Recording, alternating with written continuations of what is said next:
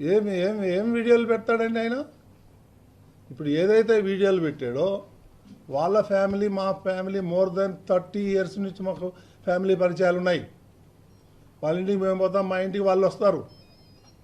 అంత మాత్రాన అసలు కొన్ని చోట్ల వీడియో మార్పింగ్ చేయడం జరిగింది. ఆ చేసే గాడిదలు సరిగా కూడా చేయలే. మళ్ళా నేను ఎన్నిసార్లు చూసినా అందులో నాకేం తప్పు కనిపించలే.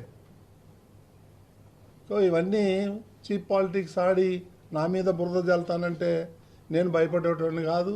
నేను నీలాగా రిజైన్ చేయమంటే చేసేవాడిని కూడా కాదు. ఇవన్నీ కూడా వాస్తవాలన్నీ కూడా నేను ఇమీడియట్గా కంప్లైంట్ ఇవ్వడం జరిగింది. ఇంకా 6 గంటలో ఎఫ్ఐఆర్ కూడా వస్తుంది. దీన్ని నేను హై లెవెల్కి తీసుకెళ్తాను. వీళ్ళ సంగతి ఏదో తేలుస్తాను. నేను మాత్రం భయపడేదే ప్రశ్నే లేదు. కొన్ని అయితే మా ఇదివరకు అందులో ఉన్నటువంటి కొన్ని ఫోటోలు అయితే నేను 20-25 ఏళ్ల కింద దిగిన ఫోటోలు అవి. ఆ ఫోటోలు ఈ ఫోటోలు మిక్స్ చేసి దానికి ఒక మ్యూజిక్ పెట్టి ఈ సన్యాసులకు ఏం పని లేదా?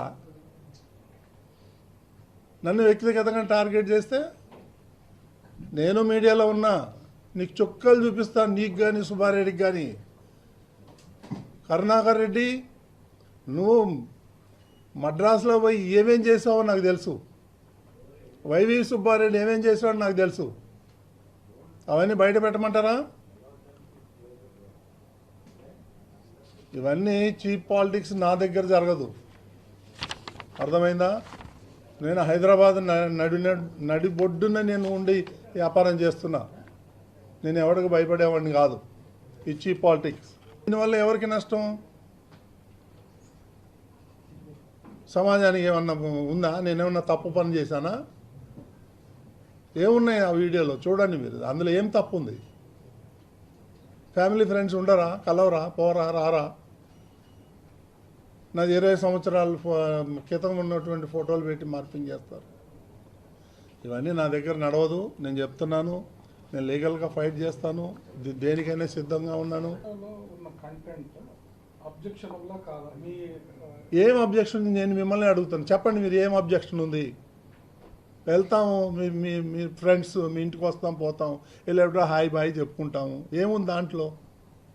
30 ఏళ్ల నుంచి, ఇప్పుడు కాదు 32 ఏళ్ళ నుంచి పరిచయాలు ఉన్నాయి మాకు. ఫ్యామిలీ పరిచయాలు ఉన్నాయి.